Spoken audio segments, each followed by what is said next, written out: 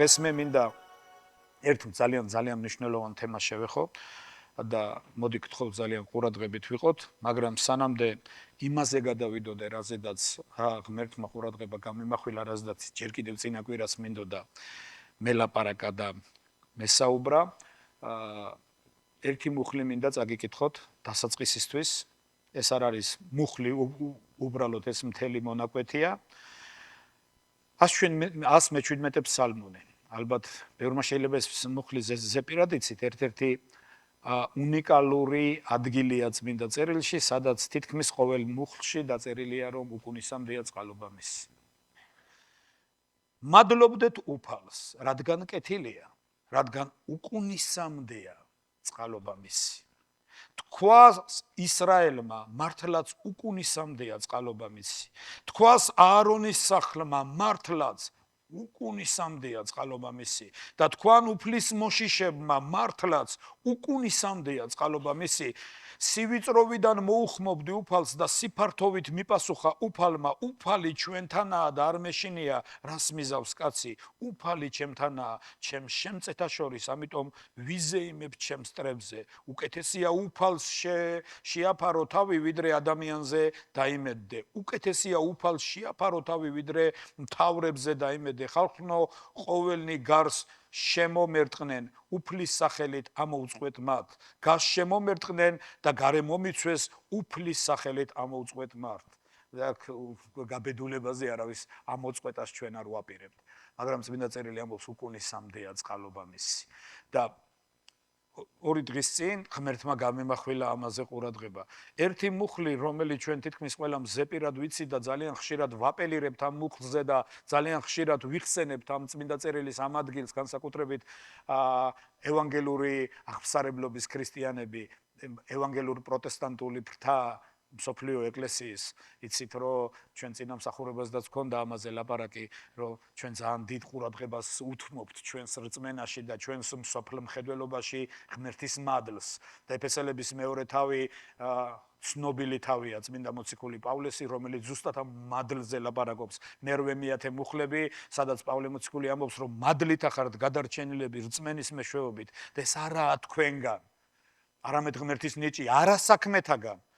არაფერი არ გამიკეთებია, მე არაფერი არ დამიმსახურებია, მე და ვერაფრით ვერ დავიმსახურებდი ამას და ღმერთმა თავისი მადლით, თავის სიკეთით მომცა ეს საჩუქრად, მომცა ეს გადარჩენა. მაგრამ ეფესელების მეორე თავს პირველი მუხლიდან თუ წავიკითხავთ, იქ კიდევ უფრო კარგად ჩანს ერთი რაღაც, ერთი მნიშვნელოვანი რაღაც. მოდი წავიკითხოთ, გადავშალოთ ეფესელების მეორე თავი, პირველივე მუხლიდან წავიკითხოთ. იქ იწყება ჩვენზე, თუ ვინ ვიყავით ჩვენ? სინამდვილეში. გადარჩენა მადლით, გადარჩენა საქმეებით, თუ გადარჩენა ორივეთი. იცით რომ ერთი წინამსახურებასაც ვახსენე, ერთ-ერთი ღვთისმსახური იყო, რომ ვინც ამბობს, რომ გადარჩენა მადლით არის, ესენი პროტესტანტები არიანო.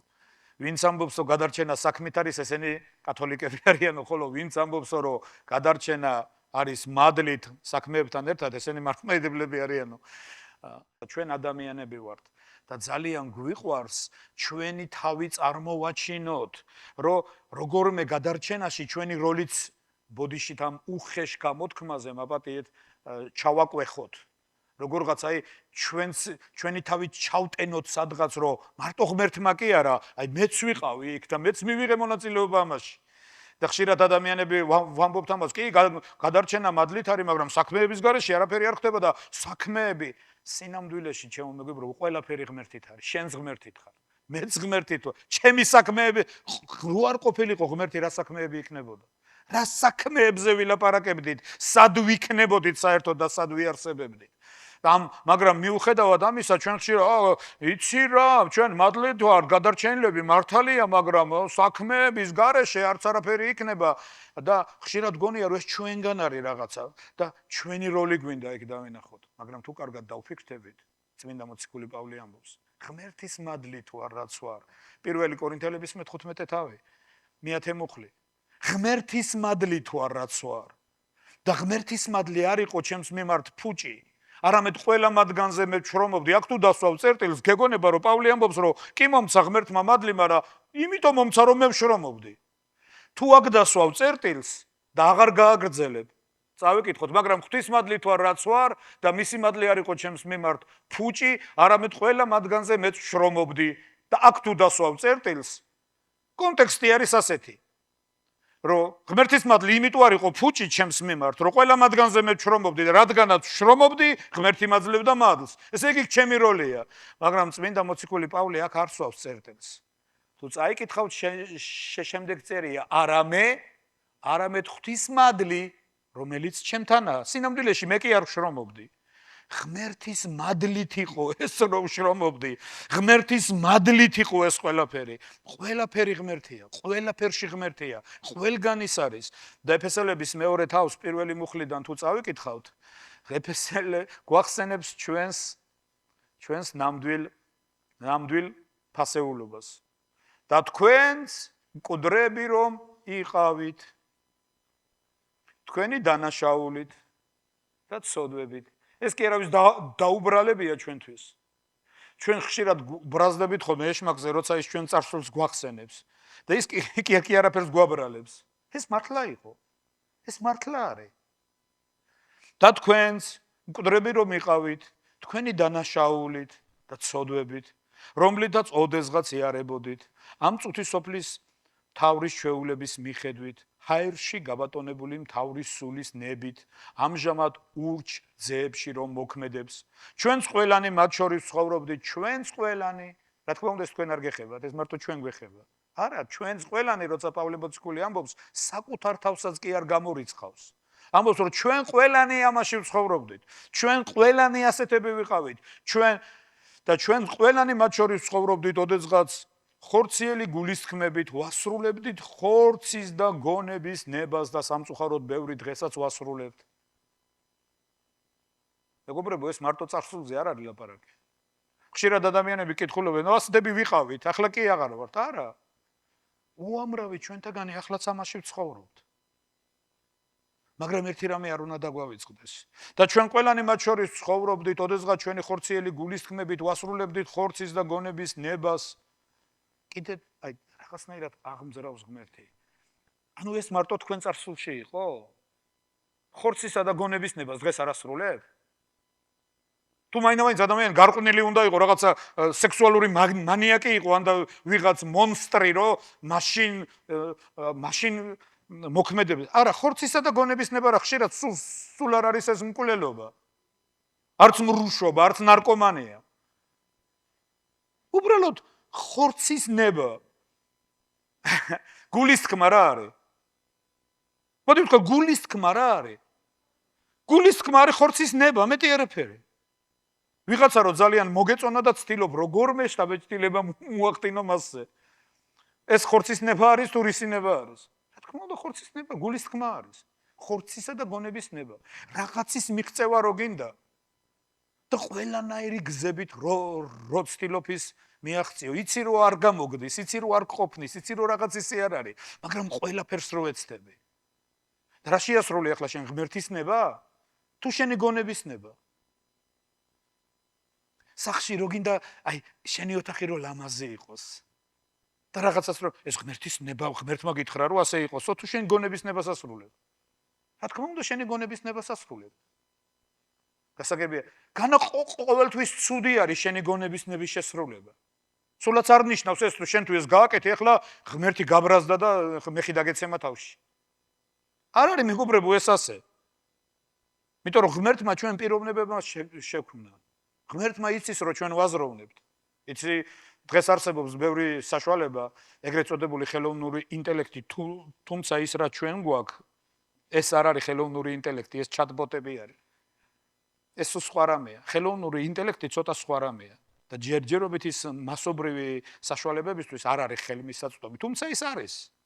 ხელოვნური ეს არის ჩატბოტი, რომელიც უბრალოდ ინტერნეტში არსებულ ინფორმაციას აგროვებს და ერთ ადგილზე მოაქვს, მაგრამ ხელოვნური ინტელექტი სხვა რამეა. ხელოვნური ინტელექტი ის არის თვითონ აზროვნებს, თვითონ ფიქრობს. გასაგებია? გადაწყვეტილებებს იღებს. და თუ ადამიანმა შეძლო და ხელოვნური ინტელექტის შექმნა, თქვენ როგორ ფიქრობთ, ღმერთმა ჩვენ როგორ შევქმნა? მარიონეტებად? არა. ჩვენ ინტელექტი გვაქვს, ჩვენ ვაზროვნებთ, ჩვენ ემოციები გვაქვს. ჩვენ გადაწყვეტილების უნარი გვაქვს, ჩვენ სურვილები გვაქვს. და როცა რაღაცა სურვილის დაკმაყოფილებას იწყებ, ნუ გონიებს მაინც ბოროტება, უი, ჩემი სურვილი გაჩნდა ეხლა და ღმერთი მომკლავს ამის გამო. არ არის ეს ასე, ესე მეგობრებო. მაგრამ წმინდა წერილი ამბობს, რომ ჩვენ ყველანი ასე ვიყავითო ვართ კიდეც. ყველანი მათ შორის ცხოვრობდით, ოდესღაც ჩვენი ხორციელი გულისხმები და ვასრულებდით ხორცისა და გონების ნებას და ბუნებით რისხვის შვილები ვიყავით, სხვების მსგავსად. მაგრამ და ერთი სიტყვა, რაზედაც ღმერთმა ძალიან ხაზგასმით გამიმახვილა ყურადღება. მაგრამ ვინო? როგორმაო? წყალობით მდიდარმა ღმერთმა. ღმერთი მოწყალე არ არის უბრალოდ. ამბობთ მოწყალეა უფა, არა, ის მოწყალე კი არ არის, წყალობით მდიდარია. დიდება უფალს. ღმერთი წყალობით მდიდარია, წყალობით მდიდარმა ღმერთმა.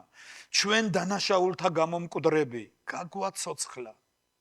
მადლით ახართ გადარჩენილები. მადლი მიტომ მოვიდა ჩვენ ცხოვრებაში, რომ ღმერთი წყალობით მდიდარია. გასაგებია? ღმერთს რომ ჩვენი დანაშაულებებისთვის დაეწყო ყურება, წყალობა კი არა, რისხვა მოვიდოდა. მაგრამ ის წყალობით მდიდარია.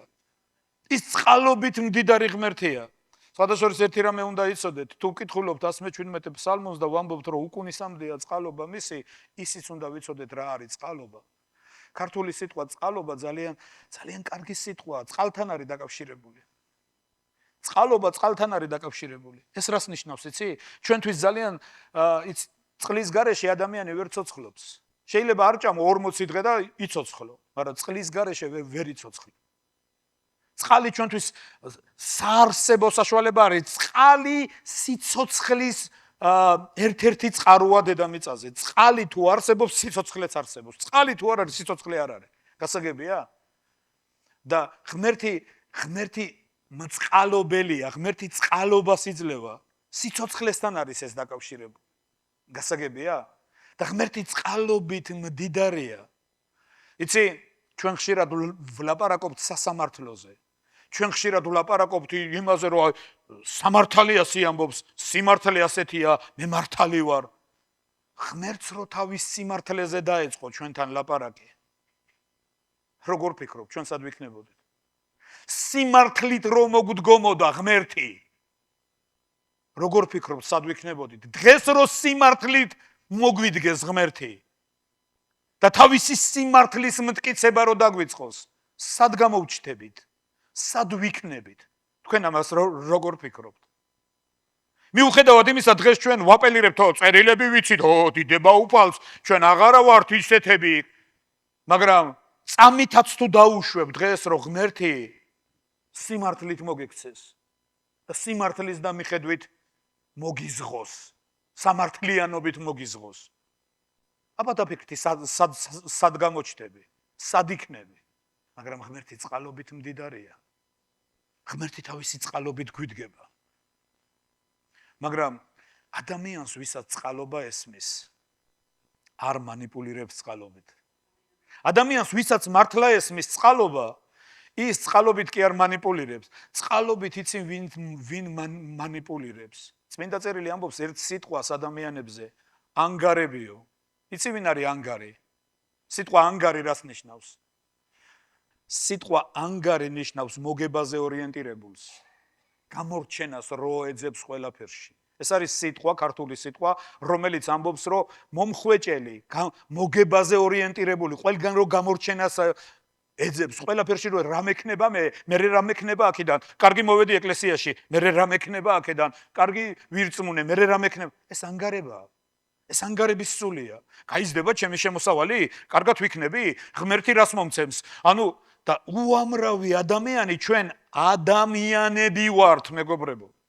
ადამიანის ბუნების რეპროდუქცია ვართ ჩვენ. ადამიანის ბუნება მივიღეთ მემკვიდრეობით, ეს ფიქრები ყველა ჩვენთაგანშია.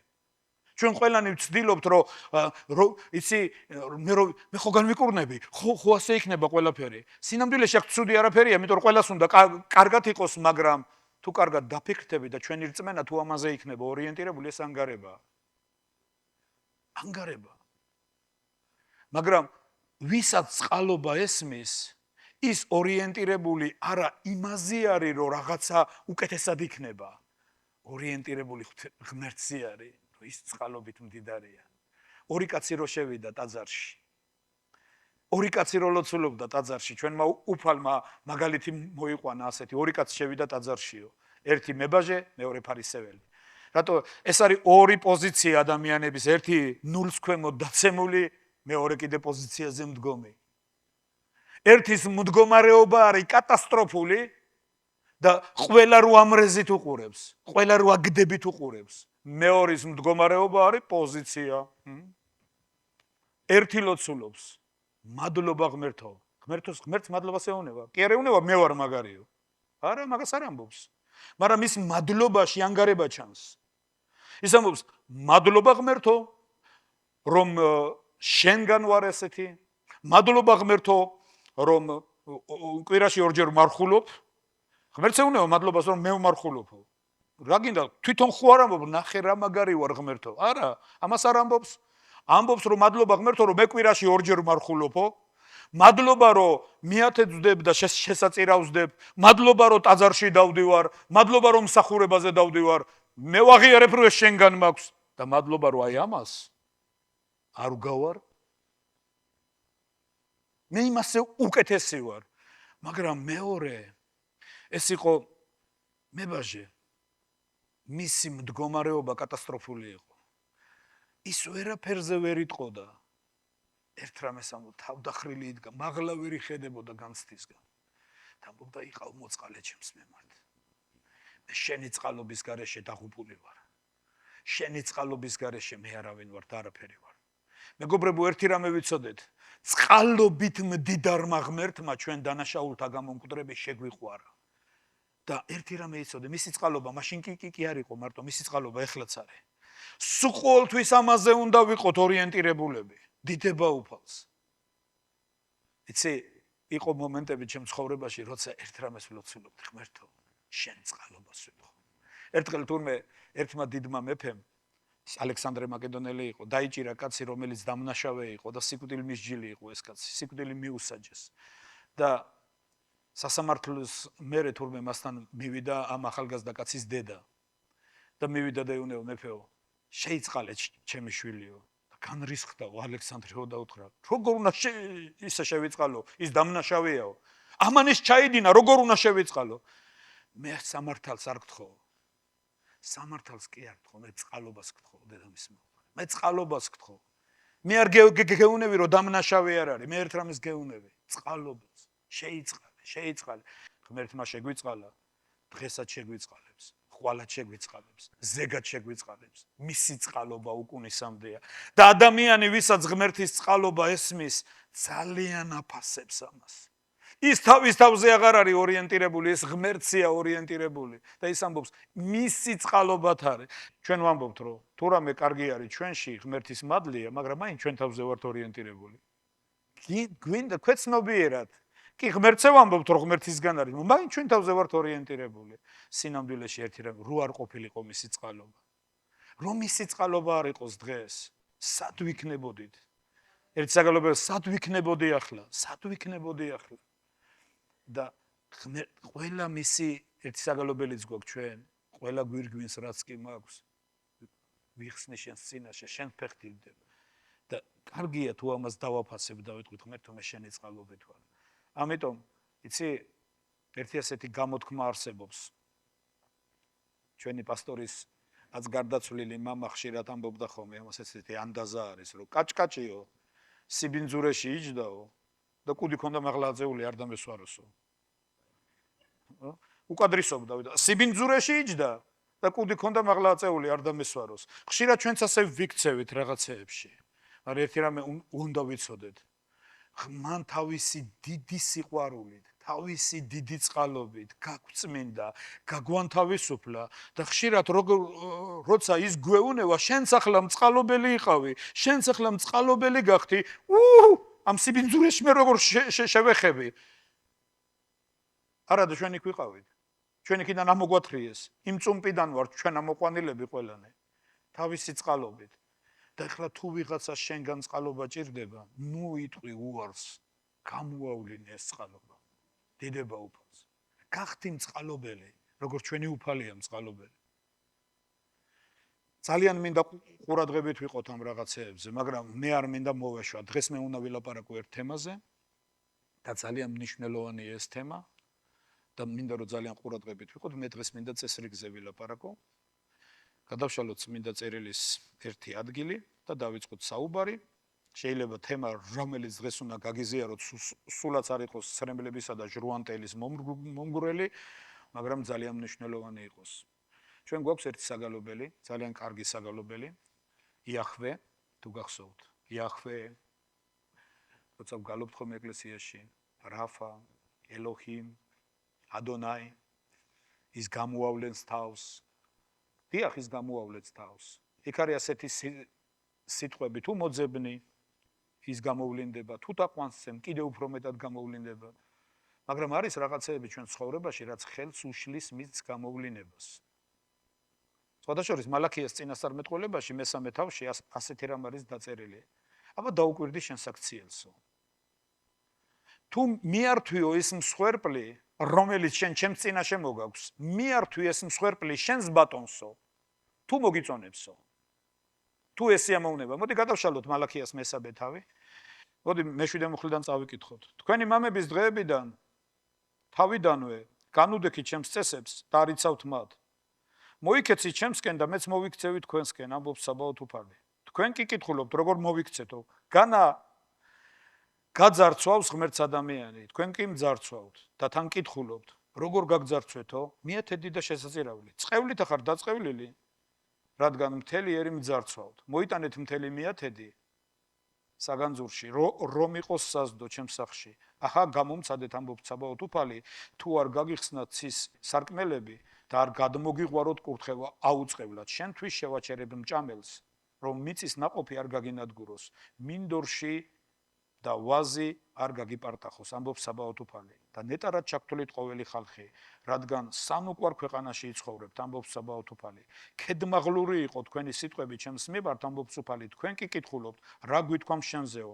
ამბობდით, ფუჭია ღმერთის წინაშე მსახურება, რას გვარგებს მისი ბრძანების დაცვა და მწუხრეთ სიარული საბაოთ უფლის წინაშე. კურთხეული არიანო ამპარტავანი, აშენდნენ, ბოროტ მოქმედნი, ღმერთიც კი გამოსადეს და გაექცენ სასჯელსო. როცა ლაპარაკობენ ერთმანეთში უფლის მოშიშნი, ყურს უგდებს უფალი მათ, ესმის და იწერება სამახსოვრო წიგში, მის წინაშე, უფლის მოშიშთათვის და მისი სახელის მოწიწებით მომხსენებელთათვის. დიდება ჩვენს უფალს. მეორე და მალაქიას წინასწარმეტყველების წინა თავებში ღმერთი ამბობს, რომ პირველი თავი არის ეს. მალაქიას პირველი თავი, მეექვსე მუხლი. ძე პატივსცემს მამას, მსახური თავის ბატონს. თუ მამა ვარ, სად არის ჩემი პატივისცემა? თუ ბატონი ვარ, სად არის ჩემდამი მოშიშება? ის სვავს ამ შეკითხვას. დაუკვირდით, თუ სადმე ნახავთ ბიბლიაში, რომ ღმერთი ითხოვს, რომ მე მამა დამიძახეთო. სადმე არის ეს, რომ მე მამას თუ არ დამიძახე? ის ამბობს, რომ თუ მამას მეძახი, შვილი პატივსცემს მამას, ამბობს. ძე პატივსცემს მამას. მონა თავის ბატონს პატივს მიაგებს და თვითონ ამბობს. ძე პატივსცემს მამას, მსახური თავის ბატონს. თუ მამა ვარ, სად არის ჩემი პატივისცემა? თუ ბატონი ვარ, სად არის ჩემდამი მოშიშება? თქვენ გეუბნებით საბაოთ უფალი. მღვდლებო და ხშირად მღვდლებისკენ იყურებიან, ვინც საკურთხეველში დგას და წვერი აქვს. ან და კიდე პასტორებისკენ იყურებიან ხშირად. აქ არ წერია პასტორებო, აქ წერია მღვდლებო. და თუ პეტრეს წერილი გაქვს საკითხული მესამე თავის 21 მუხლიდან, იქ წერია, რომ თქვენ მღვდლები ხართ. ჩვენ ყველანი მღვდლები ვართ. იმიტომ რომ ჩვენ იესო ქრისტეში მეფურის სამღვდელოება ვართ. კრედსაბმელი აღარ არსებობს. ჩვენ ყველას პირდაპირ მისადგომი გვაქვს ღმერთთან და აქ ჩვენზეა ისა ლაპარაკი და არა ვიღაცაზე. თქვენ გეუბნებით საბაოთ უფალი, მღვდლებო ჩემი სახელის მოძულენო, თქვენ კი გიკვირთ, როგორ მოვიძულეთ შენი სახელიო? ეკლესიაში დავდივარ და შენი სახელი როგორ მოვიძულე? აქ წერია, ნახეთ, შებილწული პური რომ მოგაქვს ჩემს სამსხვერპლოზე და კითხულობთ, რითი შეგბილწეთო? იმით რომ ამბობთ, უფლის ტაპლაპ რა პატევის ღირსიაო. მოდი გავაგრძელოთ. ბრმას რომ წირავთ მსხვერპლად, განა ეს ბოროტება არ არის? კოჭლი და სნეული რომ მოხავთ, განა ეს ბოროტება არ არის? მეგობრებო, ცოტა ხანს გავჩერდეთ და ვთქვათ, რა არის ბრმის შეწირვა? რა არის კოჭლის შეწირვა? იფიქრეთ ამაზე. ეს მუხლები ჩვენ ძალიან ბევრჯერ გვაქვს წაკითხული, მაგრამ მოდი ახლა ცოტა ჩაუღრმავდეთ, მოდი ცოტა ანალიზი გავაკეთოთ, რას ნიშნავს ბრმის შეწირვა მსხვერპლად. იცი, იყვნენ ადამიანები, როცა кейფი უნდოდათ, საუკეთესოს კლავდნენ, საუკეთესოს აკეთებდნენ, როცა თავისთვის უნდოდათ. წმინდა წერილი ამბობს, წეული იყოსო ადამიანი, რომელიცო თავის ფარაში გადაარჩევს და სადღაც ნახავს კოჭლს და კოჭლი მიყავს მსხვერპლად. ან ნაკლიანი, ან და თავისთვის რო არ ჭირდება. მეგობრებო, როცა ჩვენ ცხოვრებაში მსგავსი რაღაცა არის, მინდა რომ იცოდეთ, ღმერთი უყურებს არა რამდენი მიეცი ან რა მიეცი. ღმერთი უყურებს იმას, როგორ, რა განწყობით, საიდან. გასაგებია, ამას ძალიან დიდი მნიშვნელობა აქვს. რას ნიშნავს, მოდი ყველაფერს შევხედოთ და ცოტა ამას ყურადღება მივაქციოთ. საუკეთესო დრო, თქვენ როგორ ფიქრობთ, რა არის საუკეთესო დრო? იცი, როცა გადაწყვეტილი რო ხარ, არაფრის თავი რო აღარ გაქვს. გამოშიგნული რო ხარ, გამოცლილი რო ხარ. აი, მთელი შენი დრო და ენერგია დაუთმე ისეთ რაღაცეებს. რაც შენ ცხოვრებაში მნიშვნელოვანი იყო და აი ეს გამოცარიელებული, გამოშიგნული, გამოფიტული მიდიხარ ღმერთთან. თქვენ როგორ ფიქრობთ? შენ მაშინ რამის მომსმენი ხარ? ან რამის მიმღები ხარ? ან საუკეთესო საფასური, ღმერთი ამბობს მალაქიას წინასწარმეტყველებაში, ასე დავფასდი მათგან. აი ღმერთო, შენ ჩვენთვის მნიშვნელოვანი ხარ, კოჭლი და ბრმა. ნახეთ, გავაგრძელოთ და ქვევით წავიკითხოთ. კოჭლი და სლეული რომ მოგხავთ, განა ეს ბოროტება არ არის? აბა მიართვი იგი შენს ხელისუფალს, თუ მოგიწონებს. ან სიკეთით თუ გადაგიხდის, ამბობს საბაოდ უფალი. ახლა შეევედრეთ ღმერთს, იქნებ შეგიწყალოთ ასეთი შესაწირის შემდეგ. განა კეთილად მიგიღებთ, ამბობს საბაოდ უფალი. ძველი თარგმანი ამბობს, როგორ შემოგხედო კეთილად, როცა ეს გამოდის შენი ხელიდან. როგორ უნდა შემოგხედო კეთილად, როცა ეს გამოდის შენი ხელიდან. ჩემო მეგობრებო, ღმერთი არაერთხელ გაგვიმეორებია. ჩვენ ხშირად დეტალებს, რომელსაც ყურადღებას არ ვაქცევთ, რომ მგონია, რომ მნიშვნელოვანი ის არის, რომ ტაძარში ვთქვა ალელუია და უფალი უწოდო მას და დეტალებს ხშირად რო ყურადღებას არ ვაქცევ, ზუსტად იმ დეტალებიდან ჩდება ხშირად, რომ ჩვენი უფალო სულაც არ არის უფალო. გასაგებია? მათეს სახარების მე-7 21 მუხლი.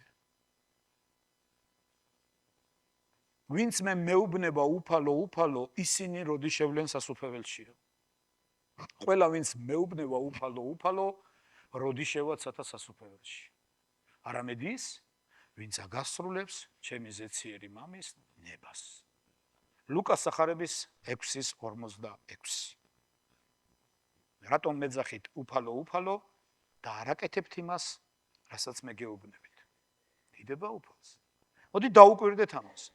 არის ერთი მნიშვნელოვანი რაღაც, რაზედაც უფალი გვამახვილებინებს ყურადღებას. თუ წაკითხული გაქვთ თქვენ პირველი კორინთელთა წერილი, მინდა თქვენი ყურადღება გავამახვილო წერილის ერთ ადგილზე. პირველი კორინთელთა 14 თავი, აქ სულ ნიჭებზეა ლაპარაკი. განსაკუთრებით ენებზე ლაპარაკი და წინასწარმეტყველებაზე ამ თავში, თუ წაიკითხავთ. მაგრამ არის აქ ერთი ისეთი ადგილი, რომელიც ყურადღებას გვამახვილებინებს სხვა რამეზე.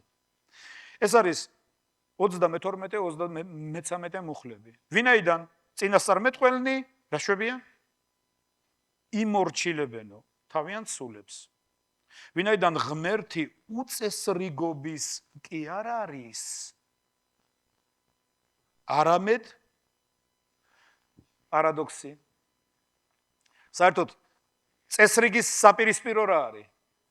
უწესრიგობა. როცა ღმერთი ამბობს, ღმერთი უწესრიგობის კი არ არის, გრამატიკულად სწორი იქნებოდა ეწეროს არამედ წესრიგის. მაგრამ არ წერია წესრიგის. წერია მშვიდობის.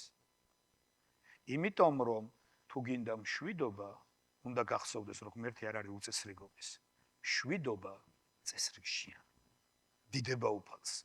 ღმერთი უწესრიგობის არ არის, ღმერთი არ არის ქაოსის, ღმერთი არ არის არეულობის. და არის დეტალები, რომელსაც ჩვენ ხშირად ყურადღებას არ ვაქცევთ, მაგრამ ღმერთი ამბობს, ეს არის კოჭლი მსხვერპლი ჩემს წინაშე მოტანილი. ეს არის. მეგობრებო, არ მინდა აზრი გავწყვიტო და არც ის დავკარგო, რაც მინდა რომ გითხრათ. ჩვენ ხო ვიცით, ამაზე ბევრი ლაპარაკი არ გვჭირდება თითქმის ყველა ლოცვაში და ყველა მსახურებაზე ვამბობთ, რომ ღმერთი ყველგან ხედავს. ღმერთი ეხლა ხედავს აქ როგორი განწყობითაც ზიხარ. ღმერთი მხედავს მე, როცა აქ ვდგევარ, აქ როგორი განწყობით ვდგევარ. ვდგევარ ისეთი, რომ დიდება უფალს. აი თქვენ, ღმერთმა ყველაფერი იცის ჩემ შესახებ. ღმერთმა ყველაფერი იცის შენ შესახებ. ღმერთმა იცის შენზე რას ვფიქრობ და ღმერთმა იცის შენ ჩემზე რას ვფიქრობ. იცი, როცა პავლე მოციქული არეოპაგში ლაპარაკობდა, ბევრი იჯდნენ და ამბობდნენ, ერთი რა უნდა გვითხრას ამაოდ მოლაყბემ. პავლეზე ამბობდნენ ამას. ღმერთმა ეს იცოდა. პავლე შეიძლება ეს ვერასდროს ვერ გაეგო, მაგრამ ღმერთმა ეს იცის. გასაგებია? ღმერთმა იცის ისაც, როცა აქ ზიხარ დღეს. თითქოს აქ ხარ, მაგრამ აქ არ ხარ. ეს მინდა გითხრათ, მეგობრებო, ეს დარბაზი არ არის მაგიური ადგილი. ამ დარბაზში შემოსვლით, ზოგს გონი აქ თუ იყავი დღეს, რაღაცა მოხდა ისეთი, არა. არა, შენ შეიძლება გჯეროდეს ასე. ეკლესია არ არის ფსიქოლოგიური დამშვიდების ადგილი. მე მშვიდდები ეკლესიაში. ნუ მოხვალ აქ დასამშვიდებლად. აქ სხვა რამისთვის უნდა მოხვიდე. აქ მოვდივარ ჩვენ ღმერთისთვის პატივის მისაგებად. ეს არის ადგილი, სადაც იკრიბება ეკლესია. ეკლესია ეს კი არ არის, ეკლესია თქვენ ხართ, ჩვენ ვართ. მაგრამ ვართ. პირველი პეტრეს წერილში მეორე თავის მეხუთე მუხლში წერს, რომ აშენდითო სულიერ სახლადო ღმერთის ტაძრად, როგორც ცოცხალი ქვები.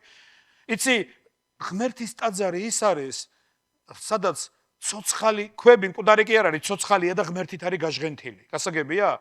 თუ ეკლესიად ვიკრიბებით, ეს იმას ნიშნავს, რომ შენ, მე, ჩვენ, ყველანი აქ მოვდივართ არა გასართობად, არამედ მოვდივართ ღმერთის ინტერესში, მის პატივის მისაგებად, მისი სახელის ასამაღლებლად, განსადიდებლად, მის თაყვანისცემად, რომ მოვიდეთ. ხშირად ვუყურებთ, რომ იმ დროს, როცა ადამიანები ღმერთს უნდა ვადიდებდეთ და თაყვანისცემაში უნდა ვიდგეთ და მის წინაშე ვღვრიდეთ ჩვენ სულს, რომ ადამიანები ამ დროს ერთმანეთს შეიძლება ანეკდოტებს უყვებოდნენ. ერთმანეთს რაღაცას ესაუბრებოდნენ, მოიკითხავდნენ ერთმანეთს. საუკეთესო საფასური ღმერთი ამბობს, მე ასე დავფასდი მათგან. ღმერთი უწესრიგობის არ არის, არამედ წესრიგის არის, მშვიდობის არის, წმინდანთა ყველა ეკლესიაში. მეგობარო, ერთი რამე იცოდე, როგორც შენ დააფასებ ღმერთს, ისე იქნება მისგანაც შენს მიმართ. ამ ადგილზე რეინჰარდ ბონკე აღადგინა მკვდრეთით და ის თუ მე არ მინდა იესო ქრისტეს რო დადგეს აქ, მაინც ისე არ იქნება. თუ მე არ მინდა. ყველაფერი ჩემს მინდაზეა. გასაკეთე, არის უამრავი რაღაც, რაც ხელის შემშლელია. არის უამრავი რაღაც, რაც ხელის შემშლელია. ყველაფერი ეს სამუშაოა, ჩვენ უნდა ვიშრომოთ ამაზე, ჩვენ უნდა ვიმუშაოთ ამაზე. გასაგებია? ძალიან დიდი ყურადღება აქვს ამას. გულში დავიმარხე შენი სიტყვები. და ხშირად ჩვენ ღმერთის სიტყვას ძალიან დაუდევრად ვეკიდებთ. ხშირად ჩვენ ექსპერტები ხვდებით. კარგი ქადაგება იყო. ცუდი ქადაგება იყო. ერთხელ თუ ერთი კაცი ამბობს, დღესო რაღაც ცუდი საგალობლები იყო, იმიტომ რომ შენ არ გიგალობდენო ოთხს. იმიტომ რომ შენ არ გიგალობდე. ჩვენ არა ვართ ექსპერტები, რომ ქადაგება ვამოწმოთ როგორია. ჩვენ აქ მოვედით, იმიტომ რომ ღმერთი დაგველაპარაკოს, მაგრამ ხშირად ჩვენ ყველაფერის მცოდნეები ვარ და აღარ გვჭირდება, რომ ეგ რამდენჯერ მაქვს მოსმენილი. ერთხელ ერთი კაცი ამბობდა, ღმერთო ჩემო, სახში თურმე ისა მივიდა და გაღიზიანებული იყო. ღმერთო ჩემო, რამდენჯერ უნდა იყოს ეკლესიაში 1000-ზე ლაპარაკიო. და ცოლი შემოვიდა და სამზარეულოში ის ჩამომივარდაო და მოდი ლურსმანი დამიჭედე გთხოვო და აიღო თურმე ლურსმანი და ურტყავს ამ ის ჩაქუჩი და ურტყავს ამ ლურსმანს და არ ჩადის. და გაბრაზებული ურტყავს თურმე და არ ჩადის ეს ლურსმანი, მირო ბეტონი იყო. და უეცრად სულიწმინდა მოიცვა და უთხრა, რატომ ურტყავ მაგ ლურსმანს? რატომ ურტყავ მაგ ლურსმანს? გაუკვირდა თურმე. რას ქვია, რატომ ურტყავ? არ ჩადის და ურტყავ. და იმისთვის რომ ჩავიდეს, ბევრჯერ უნდა დაარტყა, ხო? და მიხვდა რაშიდაც იყო საქმე. იცი რატომ არის ხშირად გამეორებული? იმიტომ რომ თუ გავიგებდით, საერთოდ გამეორება აღარ დაგჭირდებოდა. მაგრამ იმდენჯერ არის გამეორებული ხშირად და იმდენჯერ არის ნალაპარაკები, იმიტომ რომ ვერ დავიყვანეთ ჩვენამდე. ხშირად უნდა გაგვიმეორონ, ხშირად უნდა შეგვახსენონ, ხშირად უნდა გვითხრან, რომ ეს ჩვენში დარჩეს. მაგალითად, მე როცა საზოგადოებრივი ტრანსპორტით დავდივარ და უყურებ ხოლმე რომ მოწევა აკრძალულია, ჩემთვის ეს სასაცილოა, რატო? არ ვეწევი და მიტო. ეს ნიშანი ჩემთვის არ არის, იმიტომ რომ ეს აღარ ცხოვრობს ჩემში. მაგრამ არიან ვიღაცები, ვინც ამაზე შეხსენება ჭირდებათ. ამიტომ არის ის იქ. იცი, საგზაო ნიშნები შეიძლება სულაც არ დაგჭირდეს. საგზაო ნიშნები ეს მიტო კი არ არის, რომ გამაკონტროლოს. საგზაო ნიშნები ხშირად დაცვა არის ჩვენთვის. ჩემო მეგობრებო, ძალიან დიდი უპატივცემლობა არის ცოცხალი ღვთის წინაშე გამოვლენილი, როცა მსახურების დროს ადამიანები სხვა რამით არიან დაკავებული. არა ღმერთის თაყვანისცემით, არა სიტყვის მოსმენით. არა იმაზე, რომ ეხლა დღეს მე თუ აქ მოვდივართ იმისთვის ლოცვით, რომ ღმერთი დაგველაპარაკო, ღმერთო მე მინდა რომ შენ დამელაპარაკო დღეს. მე მინდა რომ სიტყვა მივიღო შენგან. სულაც არ აქვს მნიშვნელობა აქ ვინ დგას. ერთი რამე იცოდე. მე მჯერა და მწამს, რომ ეკლესია. მოდი გაიმეორეთ ეს ჩემთან ერთად, ეკლესია. და გწამდეს ეს, რომ ის ქრისტეს სხეულია. ეკლესია ქრისტეს სხეულია. წმინდა წერილი ამბობს, რომ მან უფალი იესო ქრისტე დააყენა ეკლესიის თავად, რომელიც მისი სხეულია, სისრულე აღმავსებლისა. და თუ გწამს, რომ ეკლესია, სადაც მოვდივართ, ეკლესია, სადაც ჩვენ ვართ, რომლის ნაწილიც ვართ, ქრისტეს სხეულია, მაშინ ვინ არის შმაგი, ვინ არის თამრიკო, ან დატო, ან ვინმე? ესენი ჭურჭლები არიან. და როგორც მოვდივართ, იმის და მიხედვითაც ვიღებთ. გასაგებია? იცი, როგორი დამოკიდებულებაშიც შევდივართ, იმავეს ვიღებთ ზუსტად. თუ ეკლესია ჩვენთვის საკრებულო არის და ეკლესიაში მოვდივართ, დიდება უფალს მოვედით აქ. არა, ჩვენ სულიერ სამყაროს ძალიან დიდი მნიშვნელობა აქვს. ღმერთი ხედავს ყველგან და ყველაფერში. და დიდი უპატივცემლობა არის. გარწმუნებთ, რომ ეს ასეა. როცა ეკლესიაში მიდის მსახურება, მე არ მაინტერესებს, მე ამ დროს ჩემი საქმეებით ვარ დაკავებული. მე შემიძლია ამ დროს მიმოწერაში ვიყო, ვიღაცას რაღაცა ჩატში რაღაცებს წერდე და ასე შემდეგ, ასე ნაცვლად იმისა, რომ ყურადღებით ვიყო. რომ მე მოვედი აქ, ყოვლის მცოდნე მაგათმა რა უნდა მასწავლონ, მე თვითონ. ჩვენ ხშირად ადამიანების არასრულყოფილება თვალებში გვეჭხირება. და ეს ხშირად და გუშინ დათომ წაიკითხა მამაკაცთა მსახურებაზე მუხლი. ზურამ ბოდიშით.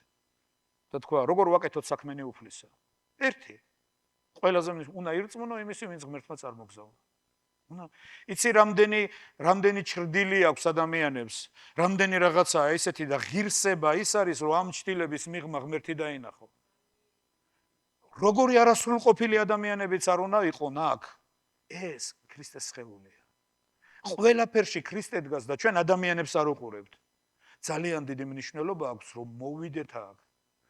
არა იმიტომ, რომ ახლა შმაგის ქადაგებას მოусმენ. მოვიდეთ აქ, იმიტომ რომ ღმერთის სიტყვა იქნება ნაკადაგები. რომ ღმერთი დაელაპარაკება ჩემს ცხოვრებას. და ღმერთი რო დაელაპარაკება ჩემს ცხოვრებას, მას აქვს სიტყვა ჩემთვის, რომელიც სიტყვაშიდაც არის ძალა ცვლილებების მოსატანად. დიდება უფალს. და თუ მოვისმენ ამ სიტყვას, თუ მივიღებ ამ სიტყვას, თუ გულში დავიმარხავ ამ სიტყვას, თუ ყურადღებას გავამახვილებ ამ სიტყვაზე, ის ჩემში აუცილებლად დაიწყებს რაღაცებს. ამას ძალიან დიდი მნიშვნელობა აქვს. შემდეგ რამდენიმე მუხლი კიდევ და მუხლების წაკითხვით და შეხსენებით მინდა გამოვიწვიო თქვენი გამხნევება და გამოფხიზლება. პირველი ტიმოთე მესამე თავის მე-15 მუხლი. ნახე რა შეუნება წმინდა მოციქული ტიმოთეს თავის სულიერ შვილს. მაგრამ თუ დავიგვიანებ ეს იყო დრო, როცა ტრანსპორტი ესე არ იყო როგორც ახლა არის, ამიტომ ბევრი რაღაცა პავლეზე არ იყო დამოკიდებული, მაგრამ თუ დავიგვიანებ იცოდე როგორ მოიქცე ღვთის სახლში. დაუკვირდით? მაგრამ თუ დავიგვიანებთ იცოდე როგორ მოიქცე ღვთის სახლში, რომელიც არის ცოცხალი ღმერთის ეკლესია, ჭეშმარიტების სვეტი და საფუძველი. ვაუ! მეგობრებო, მე ხშირად ისეთი აგდებული დამოკიდებულება მიგრძნია ეკლესიის მიმართ. აი, ჟრუანტელს გაუვლია ჩემთვის, რომ ღმერთო, მე ამის გამმეორებელი არა ვარ, ღმერთო მოპატიე.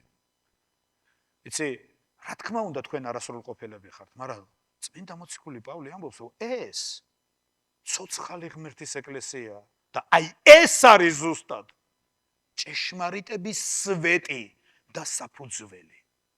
დიდება უფალს. და როგორ დამოკიდებულებაშიც იქნები მასთან, ვერაფრით ვერ იქნები ღმერთთან სწორ დამოკიდებულებაში, თუ ეკლესიასთან იქნები აგდებულ დამოკიდებულებაში.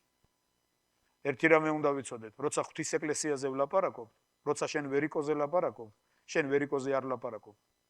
შენ ლაპარაკობ ღმერთის ეკლესიის ერთ-ერთ შემადგენელ ნაწილზე.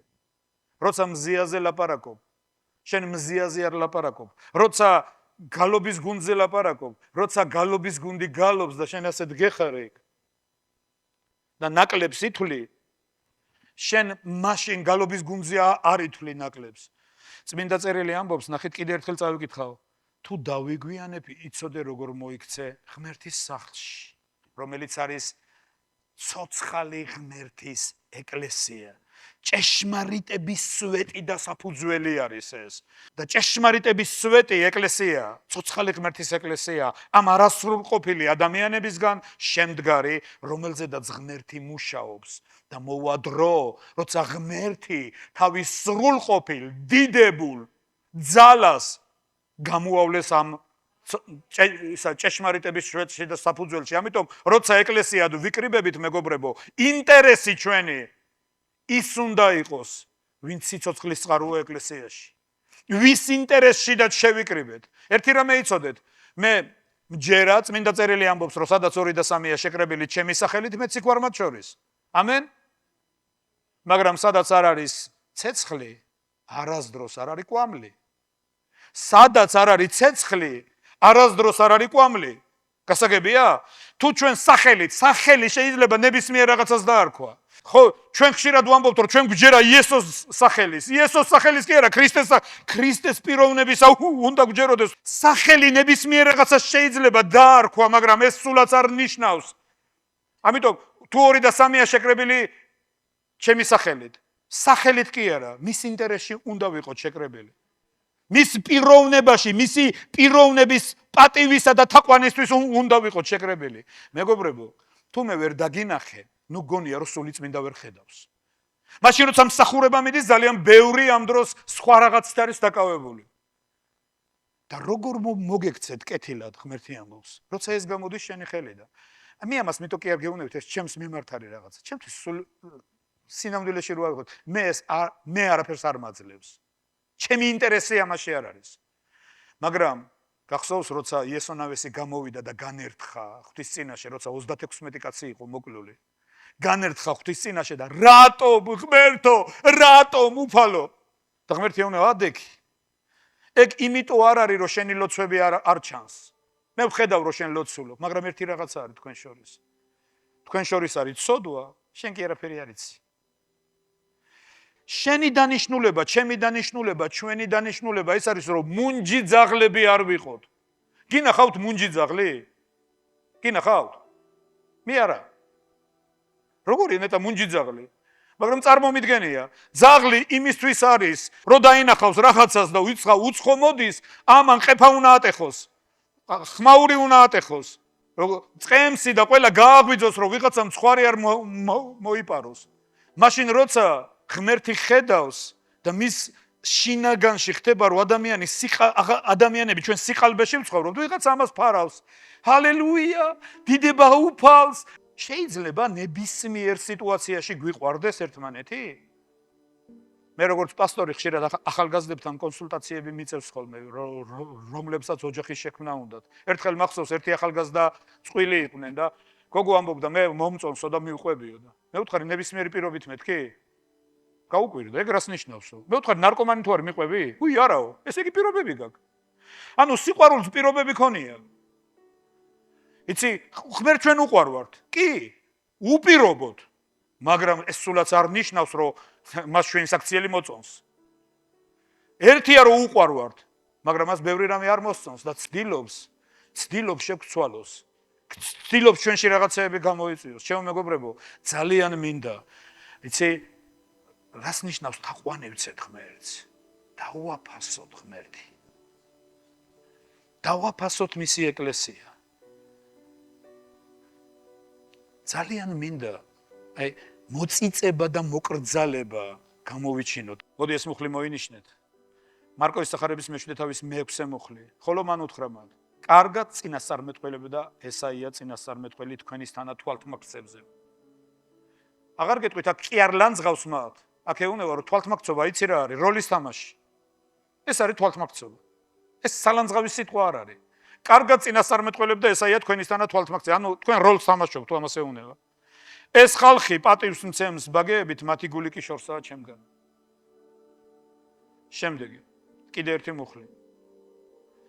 ეს მონაკვეთია და ჩაიწერეთ. სახში კარგად წაიკითხეთ. რომაელების მეორე თავი. 17:26 მუხლი. აჰა, შენ ქვია იუდეველი და დანდობილი ხარ რჯულზე და იკვეხნი ღმერთით.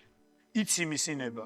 არჩევ უკეთეს, ვინაიდან რჯულიდან გაქვს ნასწავლი. გჯერა რომ ბრმებისთვის მეგზური ხარ და ნათელი ბნელში მყოფთათვის. უგუნურთა დამრიგებელი და ჩვილთა მოძღვარი, რომელთაც სოდნასა და ჭეშმარიტების სახე აქვს რჯულში. როგორაა სხვების მასწავლებელი? საკუთარ თავს რომ არ ასწავლი? ქადაგებ არ მოიპარო და იპარავ? ამბობ არ იმრუშო და მრუშობ, კერპები გეზიზღება და საკერპებებს ზარცვავ. რჯულით იკვეხნი რჯულის დარღვევით, ღმერთ შეურაცხყოფ. რადგან თქვენი გულისთვის როგორც წერია ღვთის სახელი იგმობა წარმართებში. აღარ გავაგზავნე. მინდა ეს მუხლი, ეს მონაკვეთი კარგად გამოვიკვლიოთ. მეგობრებო, მე მინდა ყველას მოგიწოდოთ. ძალიან ბევრი რამ მიუთითებს იმაზე, რომ როგორც წარმოგვიდგენია, რომ ჩვენ ღვთის თაყვანისმცემელი ხალხი ვართ, სულაც არ არის ეს ასე. ესაიას წინასწარმეტყველებაში ღმერთი ამბობს, უკეთურობა და დღესასწაული, მე მინდა მოგიწოდოთ. დაწერილია შეიკრიბა ისრაელი როგორც ერთი კაციო. თაყვანისცემაზე, მე მინდა ყველას გხედავდეთ, რომ ყველანი ვდგევართ ხელება მყრობილი. ჩვენ იმას კი არ ვამბობთ, რომ როგორი საგალობელი იყო.